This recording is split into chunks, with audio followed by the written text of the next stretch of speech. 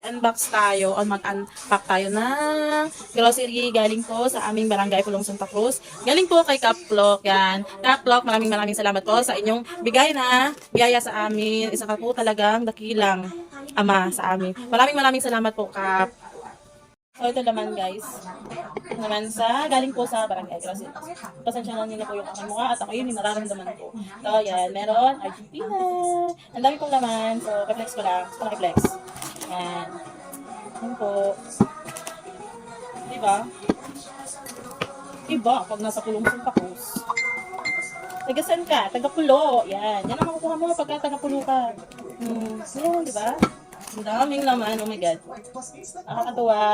Maraming salamat po, Kap. Tapos yan, may Milo. Ayan, may pasokas. Dalawang pasokas. And dalawang spaghetti. Then, may wala ka. Bisen. So, ito na. Saan ka dyan? Ano ka dyan? Yan, may pa-corny pa ulit. So, kapakasyal. May Eden. Yan, thank you po, Kap. Ang dami, diba? So, yan. Tingnan natin. Sabihin nyo, kayo nag... Yan. Ayan po yung lahat. Wait lang, pipicturan ko. Ito na, guys. Tara, yung dami. Baka si Kaplok nagbigay niyan. Di ba? Ang dami. Pag nasa pulo ka talaga, ito ang makukuha mo. Alagang-alaga.